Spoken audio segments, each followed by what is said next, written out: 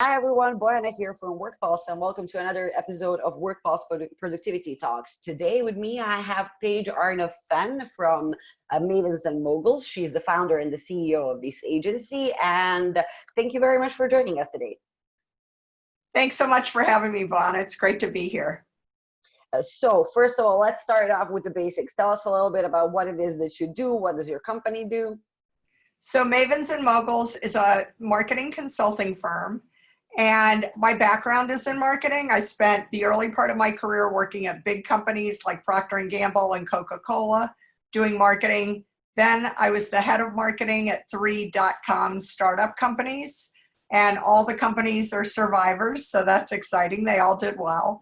And then about 19 years ago, I started my own company to do marketing consulting. And we work with companies at all stages, from early stage startup to middle market, emerging market firms to Fortune 500 to help them with their marketing strategies.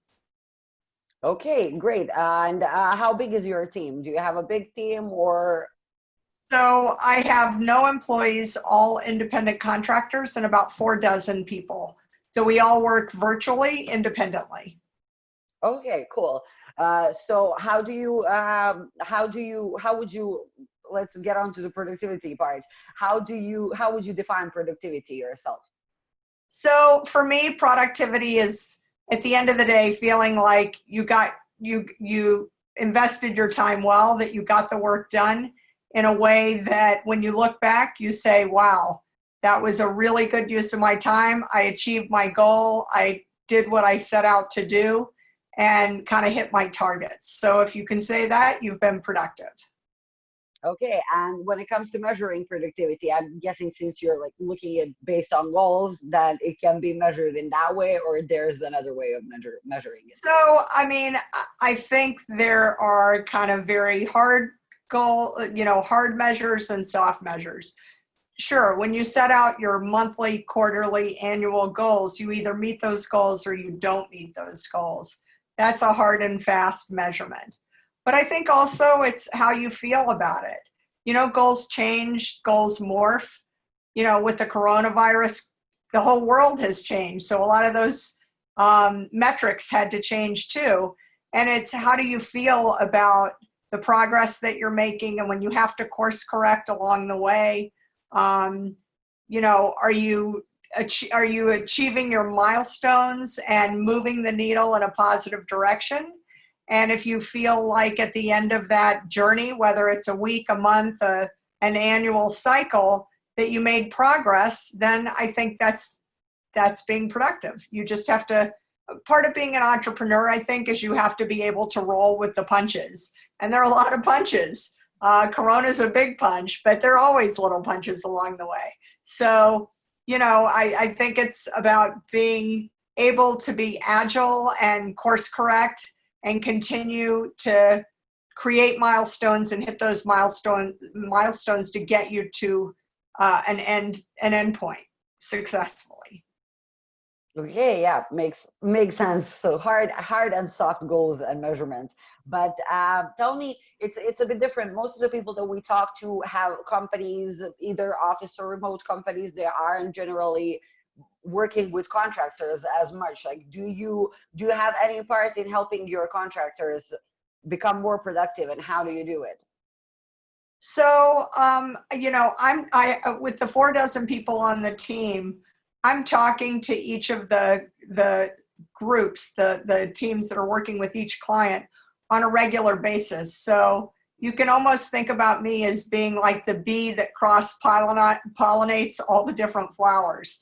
So if I'm learning something on one team that's doing something in a very innovative way or strategic way that might help another team, I will make sure that the lessons and whatever they're learning on Project A can help Project B.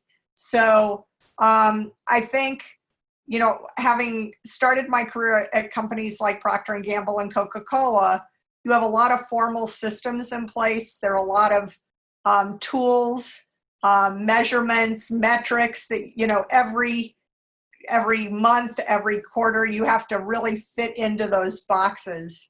I think when you work independently, it's a little less structured, and you do a little bit more by the seat of the pants, I guess, as an entrepreneur. In a corporate environment, there are hard and fast rules that you have to abide by. When it's your company, some clients are more formal, some clients are less structured.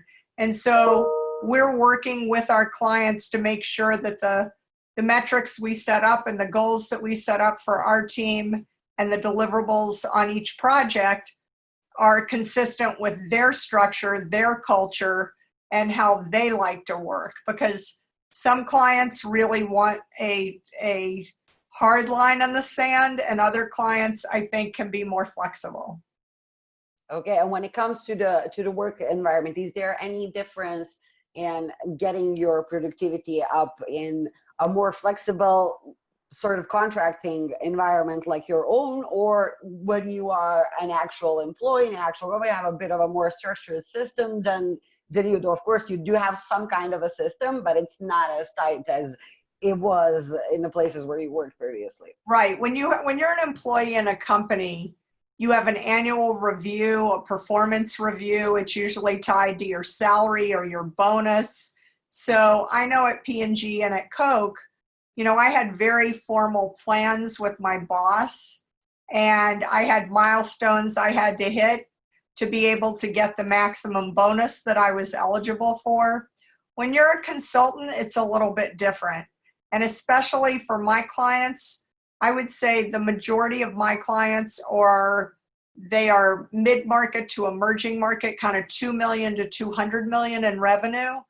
For some of our clients, they are venture-backed startups. So when you have a venture capitalist who sits on your board, who's put money into your company, they may have very hard milestones for fundraising goals that they want to tie your performance as a consultant to the goals that the board has set up for that venture-backed startup. So in those cases, we have very hard, performance goals that we may have to hit. For other clients, some of the internet companies, they may be trying to get their traffic numbers up, or they may have a new product launch and they need to get, a certain number of signups or certain number of sales. So they may try and tie our performance, our compensation to milestones that they have to hit to reach their goals. We have startups that have offered us equity and stock in the company. So that's a longer term horizon, because as they grow, you're going to grow with them. You have a vested interest in their success. So, we have clients that we work with on a project basis. We have clients that we work with on a retainer basis. Retainers are like, every month I send an invoice and they send me the money and they buy a certain amount of our time. For a project, there's a beginning, middle, and end. And so when we're structuring the project, we know this is how much time they need us to do phase 1. Here's what we need to do for phase 2. And then to complete the project, here's what we have to deliver so that we can make our final payment. And that's how we get paid. So I think we can be more flexible because we're independent and, we're not part of their formal employment structure. So we will structure our incentives and our payments however it makes the most sense for the client, if that answers your question. Makes sense. Would you say that the contractors or full-time employees seem to be more productive, given that contractors have a bit more flexibility, but on the other hand, they probably have other projects and other people they're working with? You're probably not the only one, so they have a bit more to juggle around. So it depends. Sometimes I think I've been an employee for many years in my career, and I've been a contractor. I think for employees, it's sometimes easy to be complacent or for inertia to kick in, because your paycheck is going to arrive every 2 weeks no matter what, and you're going to get paid. So I think for employees, you know what you do what you do, and you're going to get paid no matter what. for a contractor, when a company decides to bring in a consultant, they usually do that because they need extra help in an area that the employees don't know how to do. So they need to bring in outside expertise. When they bring you in on a contract, you have to deliver. So you can't hide. An employee can kind of lay low and, kind of look busy and pretend like they're working sometimes and maybe not be working.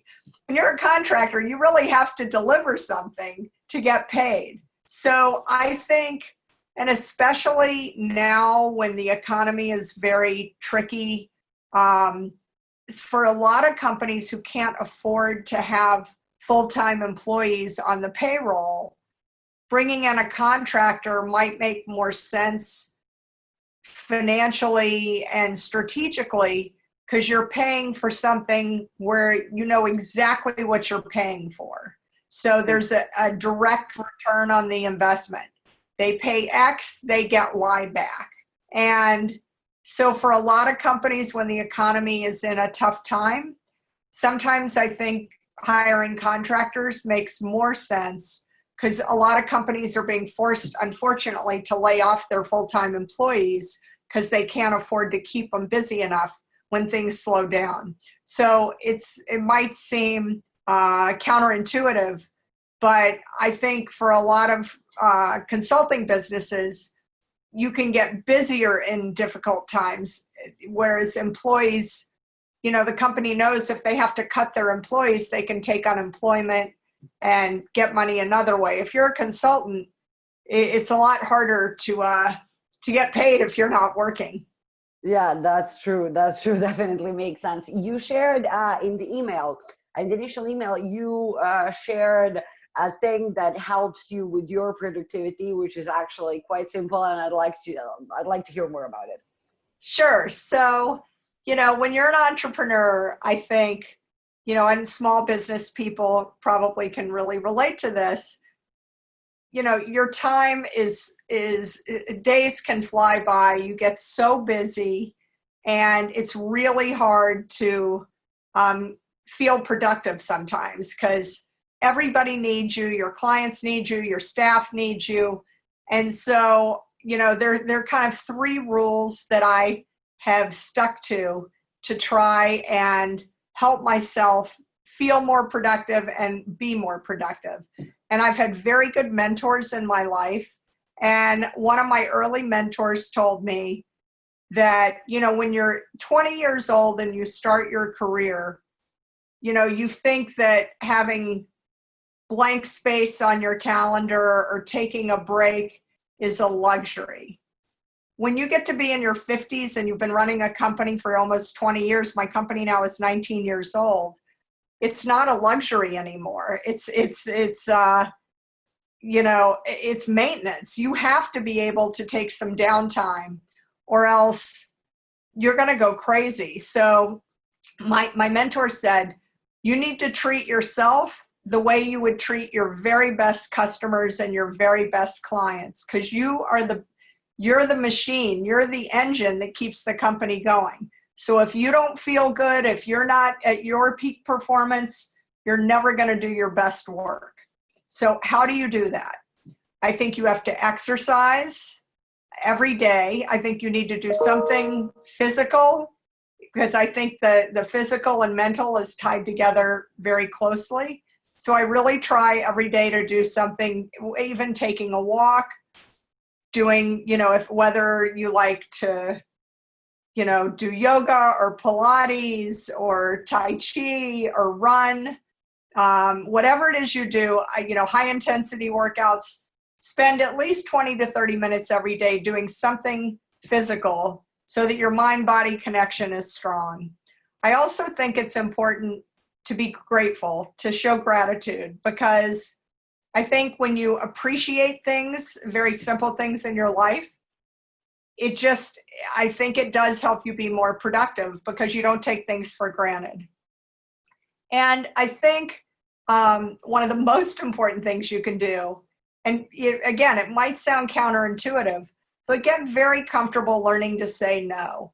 Give yourself permission to say, you know what? I'm not going to answer the phone right now. I'm not going to answer the emails.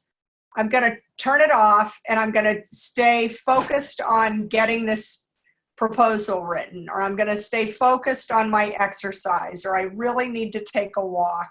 So there are going to be mornings where you wake up and you say, you know, I feel like I need a little more sleep. Just hit the snooze button. Let yourself sleep, get a little more rest, then get up, be refreshed and energized, and then throw yourself into the work. Turn your phone off and say, you know what? It's not convenient for me to answer right now. Turn the computer off sometimes. Don't look at it as, you know, again, it's not being selfish. I think it's being smart and strategic, because you know when your best hours are, when you're most productive for work. And if you let yourself get distracted by phone calls and emails and things that are going to make your energy dissipate, you're not going to get the most out of the day. So that was what I was trying to communicate in the first email exchange, is that, you know, I really do think there are things that are within your control that, you know, whether you take time to exercise, take time to just appreciate and be grateful, and get very comfortable saying no. And if you read anything about Steve Jobs, who obviously was an incredibly successful businessman and entrepreneur, Apple is one of the most successful companies in the world. He was very famous for saying, you know, the most successful people, the best business people he ever encountered, were not the ones that said yes to everything. They're the ones that said no to most things. And when they did say yes, they put themselves in 100% in the yes. But they said no to almost everything else. So I think it's important to stay focused. Yeah, I would feel that a lot of entrepreneurs can actually relate to this, because most of them are working crazy hours, trying to get everything done every day, working since they open their eyes until they go back to bed. And it's just like the work consumes their whole day. And it's okay, in some cases, it definitely needs to be done. If there's a new product to be launched or whatever, it's gonna take more energy out of everybody. But doing that from the day to day, it's like the machine is going to break down at some point, definitely. Right. You can't live at that level constantly. You have to be able to modulate so that when you're in fifth gear, you can really be in fifth gear. But sometimes you need to be in neutral, or you have to downshift. And, you know, I just think you have to be realistic. Okay. And have you tried any of the, let's say, either traditional or non-traditional time management techniques and methods, starting with like most common ones like time blocking or Pomodoro and so on? Have you tried any of these? Are you implementing any of these in your work or not? So not formally. So I've always been a morning person ever since I was a child. I always get up early. Naturally, I don't use an alarm clock. I get up when my body tells me to wake up. And you know, especially now with the light shifting, I get up when the sun gets up. So I know I'm very fresh in the morning and I have a lot of energy, and that's when I'm most creative in the morning. So I do time block in how I structure my day, and that the morning time for me, I am very focused in terms of, if I have to write things and do proposals and presentations, write articles, write speeches, the morning block is the most productive time. So I know that if I get caught into a hole of, you know, getting caught into emails, or, you know, getting tied up in stuff in my computer, if I waste an hour or two of that precious morning time, that can throw off my entire day. So I try to keep my creative time in the morning very productive for me. I can get a lot of things, you know, knocked off my to-do list. I'm a big list maker, so I like getting things that I can cross off every day. I also know, for me, that I need to eat to fuel my, a lot of people can get up and just go, they get a cup of coffee, they don't need to eat. If I don't eat in the morning, again, that'll throw off my entire day. I am starving in the morning. So I really eat. I also like to have a snack, or, not now when you're social distancing, but in previous era, I would do lunch meetings. I loved having lunch meetings because it forces me to pause and eat, and it's a great time to get to know people. I think you get to connect with people on a personal level. You get to talk to them. And I just know for myself, technology is great, but you can't rely on it 100%. What builds my business are relationships and people. So I really try and use a lot of the meal time as networking time. And it's multitasking because it's productive, because I get to fuel my brain, but I also get to kind of fuel my heart and my soul, because I really love connecting with people. And even now with everybody working remotely, I do a lot of coffee meetings online. On Zoom, you can meet with people, and for coffee, for cocktails, for a beer.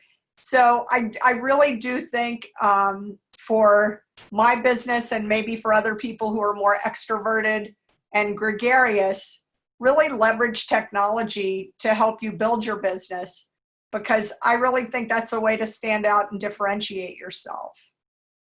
But no, I do, the afternoons for me are a little bit of a lull. So that's I'm, as you can probably tell, kind of chatty, and I like talking. So I'll do a lot of conference calls in the afternoon, because I don't need to be as focused like when you're structuring a presentation or a proposal. But I can talk, even if I'm a little sleepy, need a cup of coffee, I can talk on the phone or talk on a call, easy in the afternoon. So, and then before I shut down my computer at night, I really try and kind of structure what I got done, what still needs to get done, and make a list for the next day, so that when I show up at my desk the next morning, I have a fresh to-do list, and I can hit the ground running. Because if I end each day really kind of taking notice of what worked well, what slipped through the cracks, then you don't get too far behind. So for me, I like the structure of, it's a little old fashioned, but I like making lists. I like crossing things off the list. I like front loading my day to the more creative activities, backloading my day to the more interpersonal activities, and then ending my day by kind of noting how I did and being very disciplined about, setting myself up for success the next day, so that I really don't get too far behind. Sounds like a good strategy. It works for like me. a good system works for you. Yeah. Right. I think that's the key. Everybody needs to find a system that works for them. And this system works for me, but you have to figure out what works. Some people I know use software, and they need, and I know people who are like lawyers or accountants that have to manage, if they're spending time on a client, they need in 6 minutes or 15-minute increments, they need to be able to bill their client for a discrete amount of time. That's not the way I charge my business. I don't want people to look at me like a lawyer, where every time I pick up the phone or every time I respond to an email, I'm going to charge them $100 or something. That's not the way that I like to run my business. But I understand that there are other professional service firms that have to work in different ways, but that's just not the way it's going to work for me. Yeah. Okay, good. Well, what I think is, when it comes to productivity, daytime, nighttime, a lot of people, I think, still haven't figured out completely what's their most productive time of the day, or they haven't really thought about it. So they don't try to structure their work day around that time. And it's something that we're actually also trying to teach our clients, how to use our software to see what are the most productive times for their employees and structure the workload around that, because it's gonna get much better results. Everybody's gonna get much better results in such way, and it's just isn't something that we, let's say, like consciously think about, I guess, to say, oh yeah, I'm usually more productive after lunch or before lunch or whatever the time it is, and it's No, but I think it's a really important point. And some people like to work out in the morning. Some people like a break in the afternoon. You know, again, some people like to eat breakfast, lunch, and dinner. Some people just have snacks at their desk and they can just keep working all the way through. So I think you have to really take inventory of your own strengths and weaknesses and be very honest with yourself about the ideal parameters and the ideal work environment. And again, leverage technology to help you do that better. If you've got the right tools and technologies, and you know the software system can say, from 3 to 5 in the afternoon, that is a dead period for me. And so for those people to go take a walk, get some exercise or whatever, and it's just built into their calendar, you're going to get a lot more work out of those people. They're going to feel a lot higher sense of accomplishment and fulfillment if they end their day and they think, wow, look at how much I got done today, versus going home at the end of the day and feeling like, oh, what a waste. I didn't get anything done. How frustrating. But if you've got the tools and the software to help you structure that, you're so far ahead of the game. Yeah, it makes sense. Well, on my end, that would be all when it comes to my questions. I don't know if you have anything else to add. Do you have any other tips maybe for entrepreneurs? Well, I mean, again, I think one thing that we've learned, I guess, in this crisis is that technology doesn't have to be isolating. It can really help you do a better job of managing your life. It can help you keep your connections, your real world connections, better by leveraging technology, whether it's social media or, you know, Zoom, Skype, the tools that you use every day to run your business. I think before the crisis, people maybe hid behind the computer. You know, you got on social media, and again, it can become like a rabbit hole where you get in and you can't get out. But I think, you know, now I feel like people are doing a better job because we're so isolated of picking up the phone or taking the time to set up a Zoom call or planning a cocktail hour to catch up with an old friend or a colleague. So I just encourage entrepreneurs and business owners, and especially small businesses. Like I said, it's really, it can be very hard because so much of it is on you. And I think if you decide what your priorities are, what's important to you, and set your own goals, your productivity goals, your financial goals, you know, it's more than just revenue. Yeah, I think a lot of people say, oh, you know, what are the financial metrics or the quantitative metrics? I think you have to set up qualitative metrics too. And I think you have to build things like exercise into your day and human contact and relationships, and leverage the technology and the tools to help you get the most out of every experience. And I think when you do that, you'll have a higher sense of fulfillment and you'll feel more gratified that, you know, you're getting more done and you just feel better about the whole process. And I think, you know, this period in particular, I think you're really seeing a break in terms of people that are kind of getting overwhelmed with it, and people that are saying, you know, this slower pace forcing me to slow down.